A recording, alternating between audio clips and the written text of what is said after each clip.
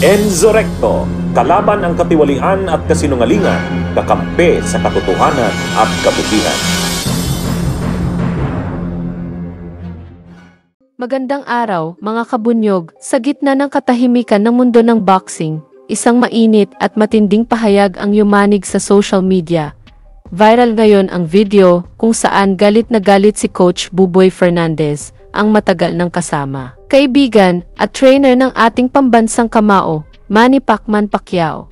Ayon sa mga ulat at kumakalat na clip, tila hindi na nakapigil si Coach Buboy nang makarating sa kanya ang sinabi umano ng isang vlogger. Sa video, sinasabi raw ng vlogger na matanda na si Pacquiao at dapat na itong magretiro sa boxing. Mas mabigat pa rito, binanggit daw na dapat na siyang tanggalan ng lisensya bilang professional boxer at hindi pa dyan nagtapos. Sinabi pa raw ng vlogger na hindi natatagal ng 8 rounds si Pacquiao sa laban.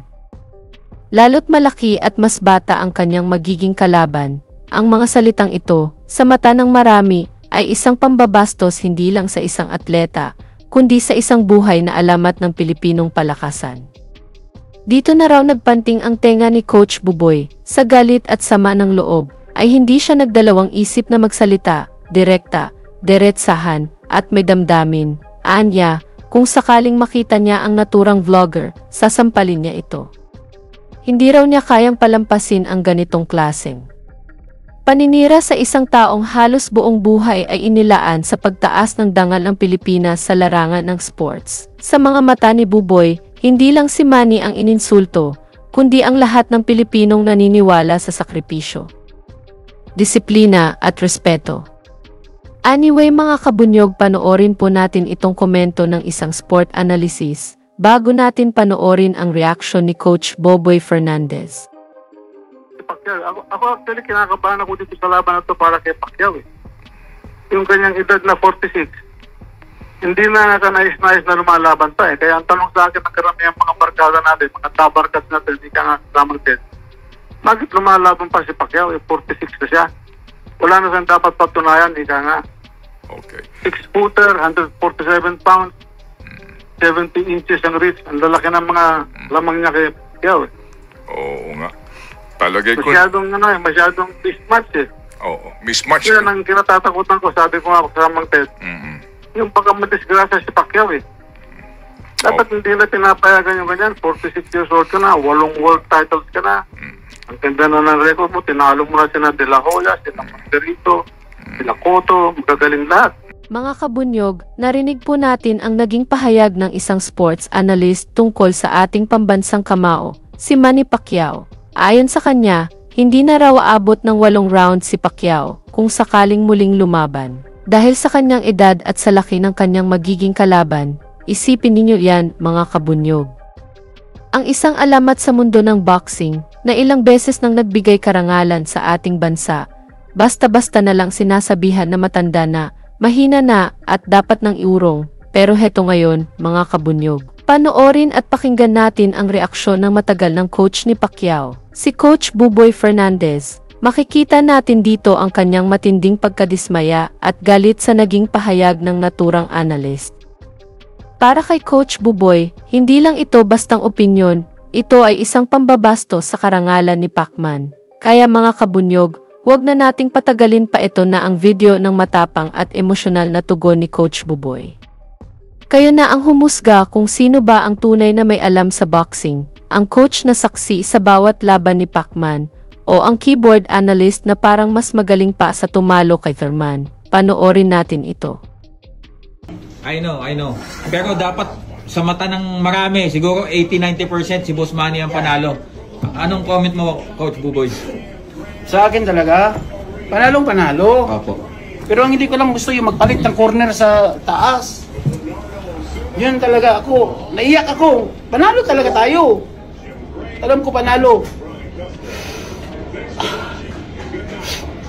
Minsan nakakasakit lang, di ba? Panalo tayo.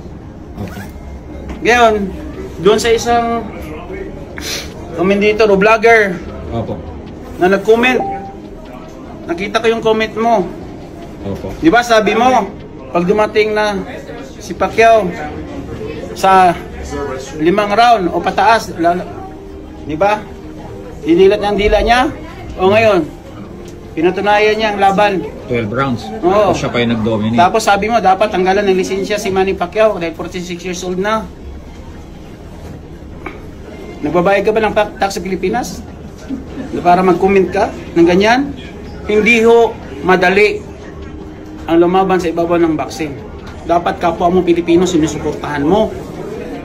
Hindi yung kapwa mo Pilipino dinidiin mo. Sa bagay, kapwa Pilipino naman natin na nagbinta sa mga dayuhan eh. Pero ikaw, vlogger ka, maniwala ka sa akin. Ang nakita kita, sampalin kita. Boy, isa na lang Thank you kay Coach Boy. And very, we know, highly emotional. Mga kabunyog, nakita at narinig po natin ang buhos ng damdamin ni Coach Buboy Fernandez, isang taong hindi lang basta coach, kundi saksi at kasama ni Manny Pacquiao sa bawat pawis, bawat suntok, at bawat tagumpay. Hindi natin maikakailan na si Pacquiao ay nasa yugto na ng kanyang buhay kung saan marami na ang nagtatanong kung dapat pa ba siyang lumaban o hindi. Pero ang tanong dapat, sino ba talaga ang may karapatang magsabi niyan? May mga taong nanonood lang sa telebisyon, nag-a-analyze sa YouTube, at gumagawa ng content para lang sa views. Pero wala namang tunay na koneksyon o karanasan sa loob ng ring.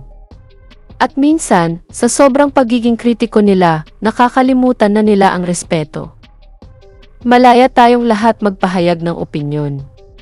Pero sana, sa bawat salita, isipin din natin ang pinagdaanan ng isang atleta, lalo na kung ang taong ito ay isang buhay na alamat na humubog ng respeto para sa Pilipinas sa buong mundo, mga kabunyog. Si Manny Pacquiao ay hindi lang basta boksingero.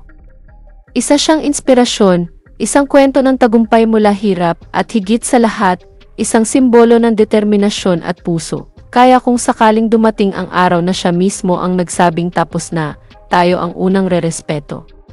Pero habang wala pa siyang sinasabi, at habang may apoy pa sa kanyang puso, sino tayo para pangunahan siya? Sa halip na hilahin pababa, bakit hindi natin suportahan? Sa halip na insultuhin, bakit hindi natin balikan ang lahat ng kanyang naitulong at naibigay na dangal? Maraming salamat po, mga kabunyog, sa inyong walang sawang pakikinig at panonood. Hanggang sa muli, tandaan natin, walang tunay na champion na sinusukat lang sa edad. Ang tunay na champion, sinusukat sa puso. Anyway mga kabunyog, hanggang sa susunod ulit, mabuhay po tayo. Bunyog, bunyog, halikan na kasama ka. Bunyog, kapag buklod ay may pag-asa. Luzon, Visayas, Mindanao, isa ang pananaw. Sa bagong Pilipinas ang bunyog isisigaw. Bunyog.